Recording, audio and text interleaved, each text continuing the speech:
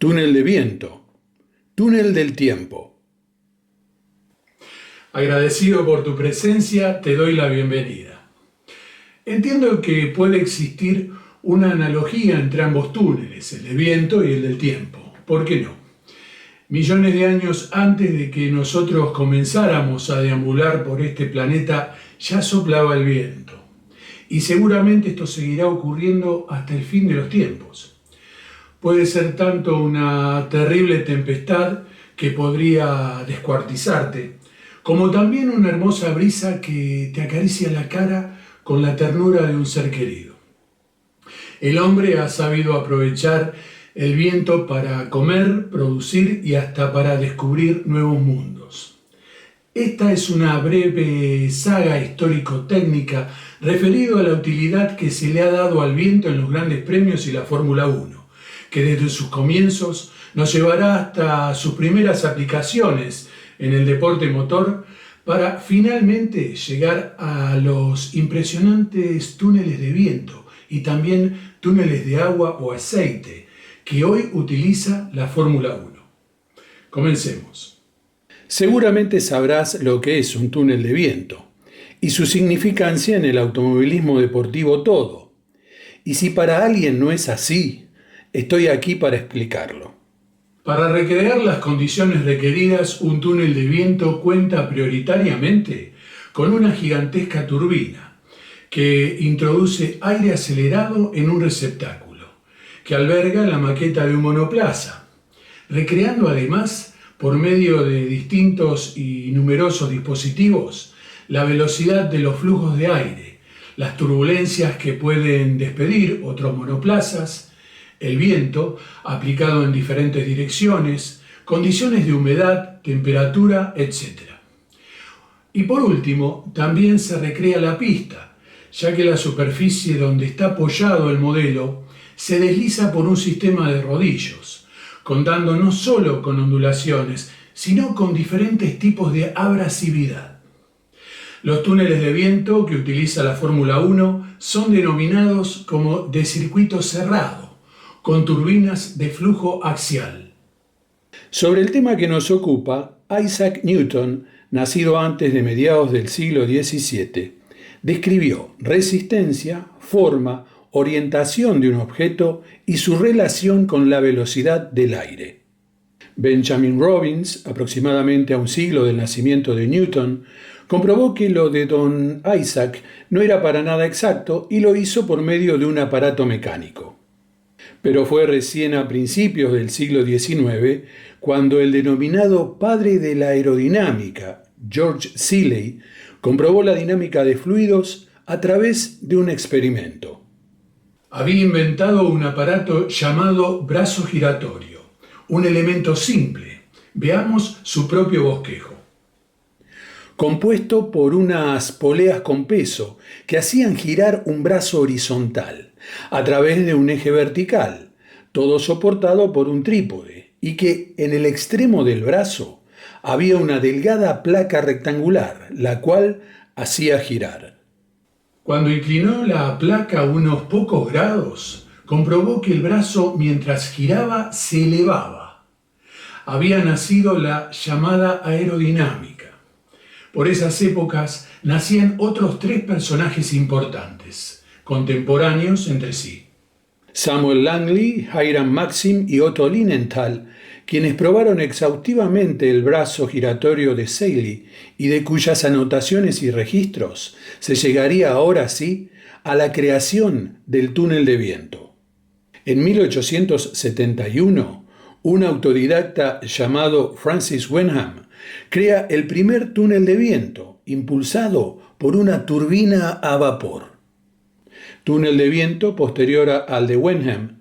Con este aparato, el ya citado Maxim probaría la resistencia y las corrientes de aire de distintos tipos de materiales y formas, así como la sustentación y la resistencia de algunos perfiles alares.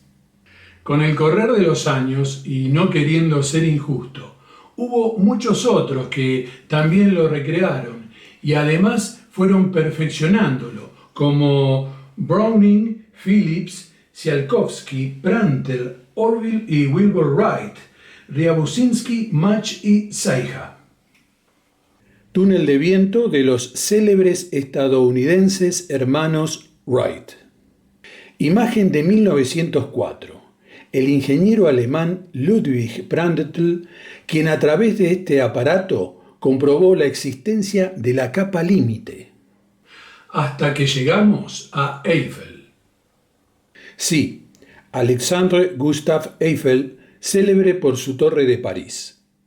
Luego de una prolífica vida profesional, cuando se retiró de la ingeniería activa, se ocupó de temas como la aerodinámica, creando su propio túnel de viento en 1909. Y con el tiempo fue el primero que se vinculó con el automovilismo deportivo.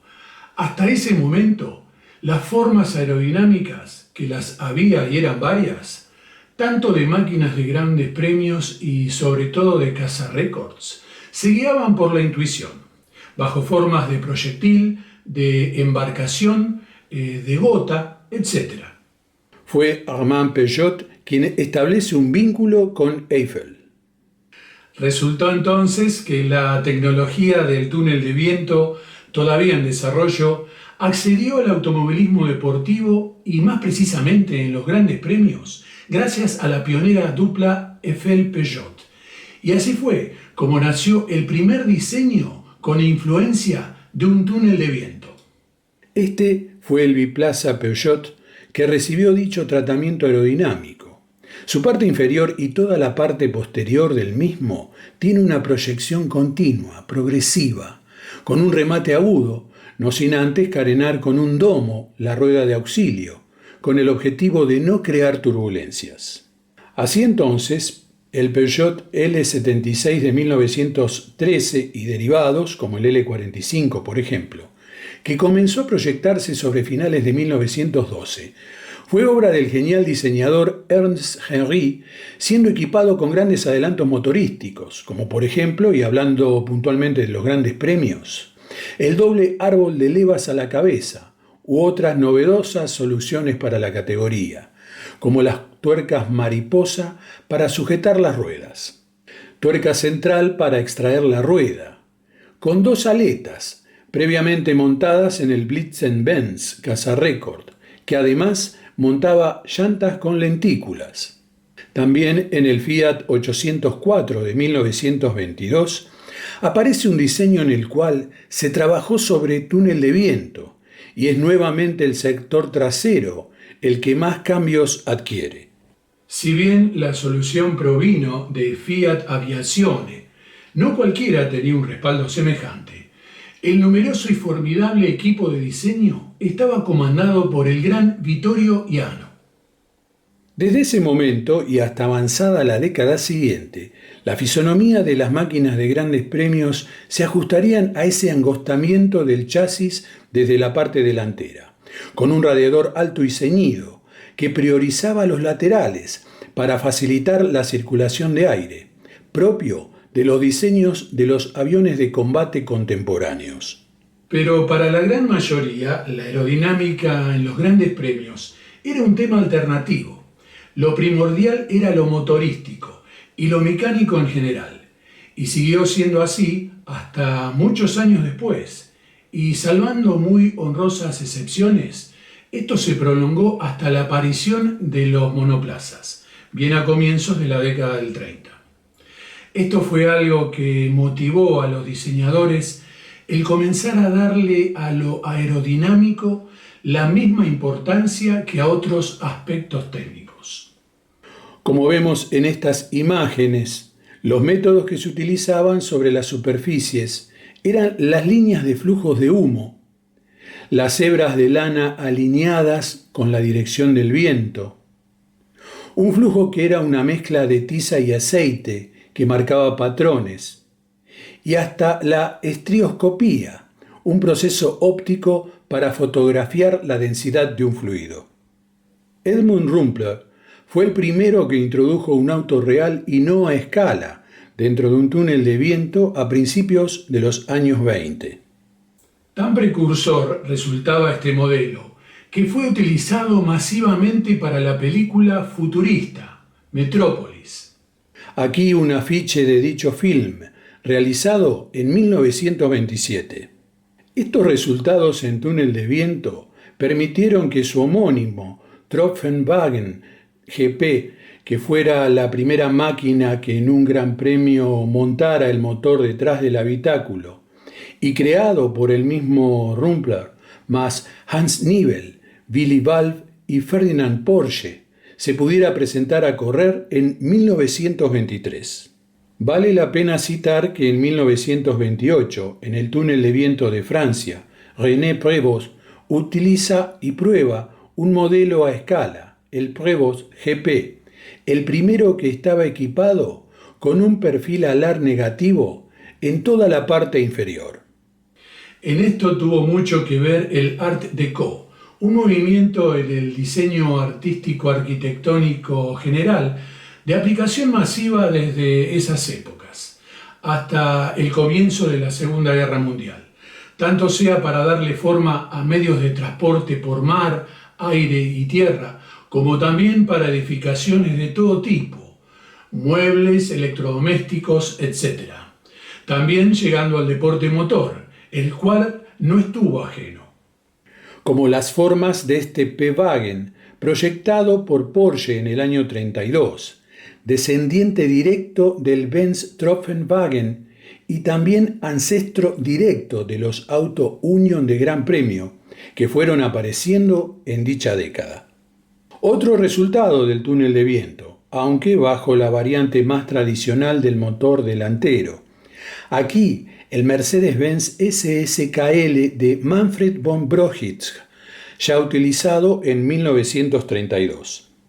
El célebre ingeniero vienés Paul Jarret aprovecha las instalaciones de la Luchenbauer Zeppelin.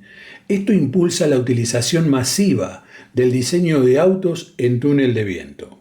Este es uno de sus proyectos, el Ley-Stromlinienwagen. Por ese tiempo hubo asimismo un especialista, un ingeniero y profesor que funda en la ciudad de Stuttgart un instituto de investigación ingenieril, el Technische Hochschule, también conocido como CAM-Institut, que se ocupaba también del campo aerodinámico automotriz. Estoy hablando de Wunival CAM, un gran optimizador de los túneles de viento. Una de sus creaciones, como resultado de sus estudios, fue la cola corta o recortada, conocida como cola CAM, tanto para autos deportivos como de carrera. Es posible que varios de ustedes hayan tenido o tengan un auto de calle provisto de esta fisonomía funcional aerodinámica. El Stuttgart Institut für Kraftwagen und Fahrzeugmotoren, vaya nombrecito, sostuvo un crecimiento inusitado y la enorme mayoría de la competición alemana recurría a él. Hasta los muy aerodinámicos monoplazas de Gran Premio, Fórmula Libre y Casa Records de Auto Unión y Mercedes-Benz de finales de preguerra llevaban su signo. En 1939 ya era posible introducir monoplazas enteros y crear un flujo de aire simulando velocidades de hasta 240 km por hora.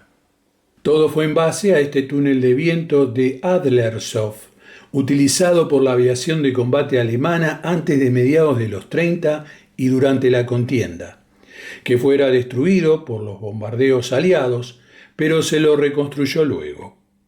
Así fue como, una vez creado el Campeonato Mundial en 1950, el W196 de Mercedes-Benz, en su versión carenada de 1954, fue diseñado en dicho túnel de viento, acondicionado para tal fin. Con su carrocería enteramente de electrón, a la vez de liviana, manteniendo esas líneas suaves y progresivas, sin vértice angular alguno, es transportada por estos mecánicos del equipo alemán para ser montada en un chasis. En lo que respecta a Gran Bretaña, en 1935 los ingleses habían inaugurado el Royal Aircraft Establishment en el campo aéreo de Farnborough, en Hampshire, 5 túneles de viento, incluyendo uno gigantesco, que podía producir flujos de aproximadamente 200 kilómetros hora de velocidad con las aspas de su turbina, que giraban 250 veces por minuto. Presentación del prototipo Jaguar Tipo D en 1954, un sport de competición. Junto a él, el grupo de técnicos comandados por Malcolm Sayer, el alto de traje claro. Y a su izquierda, William Haynes. En dicho túnel de viento fueron probados casi todos los Jaguar, además de otras marcas. Jaguar Tipo D de 1957, en el túnel de viento de casi 9 metros de diámetro, y que Sayer conocía muy bien, porque durante la guerra trabajó para la Bristol Airplane Company. Aquí vemos un Vanwall con su carrocería poblada de las típicas hebras de lana, que indicaban la dirección del viento. Mientras tanto, en Estados Unidos, a partir de 1950, se optimiza el que fuera el primer túnel de alta velocidad de flujo continuo, un hito en el diseño de los túneles de viento, que fuera creado unos 15 años antes en el Centro de Investigación de Langley, en Virginia. Esto significa que podía funcionar casi indefinidamente para producir una corriente de aire de alta velocidad que se acercaba a la velocidad del sonido. Siendo el primero en el mundo en ser modificado para incorporar un diseño de garganta ranurada. Esta solución revolucionaria dio a los investigadores los primeros datos precisos sobre el rendimiento de la célula en el rango transsónico. El primer diseño a escala en túnel de viento de un monoplaza del automovilismo estadounidense fue un chasis de Frank Curtis, el Cummins Diesel Special, con motor diésel y turbocompresor, que logró el mejor tiempo de partida para la edición de las 500 millas de Indianápolis de 1952. La cuestión de la resistencia aerodinámica era un tema muy conocido desde casi siempre, pero otros efectos y coeficientes, como por ejemplo los relacionados a las cargas aerodinámicas de planos alares, caso alerones, no se estudió en detalle sino hasta ya avanzada la década del 60. Los ingenieros Hess y Smith en 1966 publican el primer método computacional para la resolución de superficies sustentadoras. Cada vez más proyectos de diferentes marcas británicas de la Fórmula 1 llegaron a probar sus diseños durante las décadas del 60 y 70 en el viejo túnel de Farnborough. Luego, tanto el Imperial College de Londres como la Universidad de Southampton se fueron equipando con más instalaciones, algunas trasladadas de Farnborough, el cual cada vez se utilizaba menos. Vale aclarar que incluso una tardía prueba de un Benetton llegó a realizarse allí antes de ser clausurado a principios de los 90. La primera empresa particular en disponer de un túnel de viento fue la Specialized Molding Limited, en la zona de Huntingdon. La operaba el célebre Peter Wright y una de sus primeras creaciones, junto a Tony Roth, fue el proyecto BRMP 142 de 1969 que vemos en la foto. Desde 1967 entonces, casi no había equipo de la Fórmula 1 y de otras categorías importantes que no recurriera a sus servicios, tanto en lo aerodinámico como también en la elaboración de elementos de todo tipo, sobre todo en fibra de vidrio reforzada, con formas previamente estudiadas en dicho túnel. Probando el modelo M23 de McLaren de 1973, en el túnel de viento de la isla de White, donde se había probado el Concorde, como muestra la foto. Gordon Cuppock junto a un hábil y adelantado asistente, nada menos que un joven John Barnard, llegaron a importantes conclusiones. Como en este caso para 1974, cuando se dota de faldas, skirts, polleritas, faldillas, a la parte inferior y parte del lateral del McLaren M23, como muestra el gráfico, siendo el primero en hacerlo en la Fórmula 1. Para 1975, el túnel de viento del citado Imperial College de Londres instala un piso deslizante. Sucede que el efecto suelo que comenzaban a producir los monoplazas demandaba una cantidad enorme de datos sobre el apoyo de este a la pista, sobre todo en los virajes. Además de que de esta forma se establecen parámetros de diagnóstico más ajustados a la realidad, en lo referente a los temas relacionados a coeficientes, capa límite y el análisis de turbulencias. Este gráfico en corte muestra a grandes rasgos la composición del sistema de piso deslizante en un túnel de viento tipo, emulando el desplazamiento del monoplaza en pista. Con las pruebas del Lotus 78 de 1977, Chapman, Bellamy y Wright comprobaron que era tanta la expansión y succión del aire bajo el primer genuino wind car o auto ala que el piso deslizante del túnel de viento literalmente se hundía. Ya sobre los 80 se recurría a los franceses de Matra, a los alemanes en la Airbus, por ejemplo Ferrari recurría a Pininfarina, y otros en el Reino Unido como McLaren al Royal Aircraft Establishment. Establecimientos que iban sumando y perfeccionando sus instalaciones por la creciente demanda ya no solo de la Fórmula 1, sino de casi todas las categorías más importantes del mundo. El primer equipo en la Fórmula 1 en poseer su propio túnel de viento fue Brabham, propiedad de Bernie Ecclestone, donde Gordon Murray, desde 1981, perfeccionó toda la gama, hasta que, de cara a 1983, proyectó enteramente el BT-52, el primer diseño en flecha. Los túneles de viento entregan información sobre el coeficiente aerodinámico. El valor del Cx depende de la velocidad del fluido, la longitud característica del cuerpo y su interrelación con el fluido mismo. Pero vale aclarar que los diseñadores utilizaban la información de muchos otros coeficientes y que son tan o más importantes que el Cx. Por ejemplo, el Cl, que es el coeficiente de sustentación, como el Cd, que es el coeficiente de arrastre, subdividido en arrastre parásito y arrastre inducido. El Cm, o coeficientes de momento. También está el Cp, que es el coeficiente de presión. Por último, el Cf, que es el coeficiente de fricción. Continuemos con la evolución en esta materia, porque cada vez se iría hilando más fino. Aparecerían las plataformas giratorias para las ruedas, para la simulación de vientos cruzados, trabajando de forma hermanada con sistemas de monitoreo de presiones, al tiempo que el láser y otras técnicas de visualización de partículas muestran su disgregación, el tema de los vórtices y todo ello centrado en la carga aerodinámica. CDF son las iniciales en inglés, que en español significa dinámica de fluidos computacional. Esta disciplina se retroalimenta con los resultados de un túnel de viento.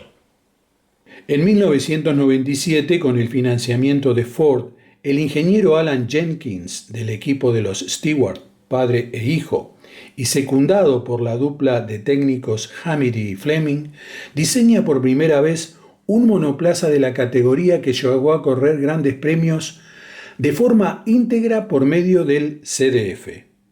Una idea de aplicar este tipo de solución programática CDF partió como propiedad de la Ikusawa International Limited, que anteriormente había aplicado el ex conductor japonés Tetsu Ikusawa, cuando quiso poner en marcha su propio proyecto de un Fórmula 1 en 1994, acompañado por Peter Windsor y Enrique Scalabroni. Este fue el Ikusawa HW001, probado en el túnel de viento del Imperial College de Londres, aunque finalmente el proyecto no prosperó y no pasó la fase de maqueta a escala. El tiempo pasa y se hace masiva la utilización de parafina. Se le dice así a una sustancia incolora, aceitosa y gelatinosa con la suficiente viscosidad para no producir goteo y que pueda ser teñida de cualquier tinte, regularmente de verde fluorescente, colocada generalmente a pincel o dosificador a gatillo.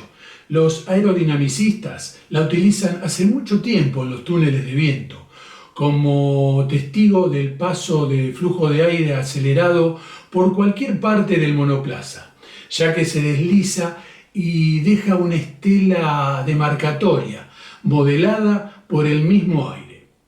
Antes limitada a ser empleada en los laboratorios de los equipos, desde 2010 y sobre todo en las pruebas de pretemporada primero y en las prácticas, se observan cada vez más elementos del monoplaza cubiertos con esta parafina, denominada con la voz inglesa de Flowbeast, dando una señal inequívoca y que confirma plenamente que no todas las respuestas están en el túnel de viento, sino que se requiere de ciertos y determinados dictámenes comparativos que se dan solamente sobre la pista misma. Son usuales los soportes sensores de los modelos de monoplazas dentro del túnel de viento que pueden ir de un único superior hasta acompañado de 4 más horizontales. Se trata de encontrar un equilibrio de fuerzas. De esta forma, los aerodinamicistas extraen datos frontales y laterales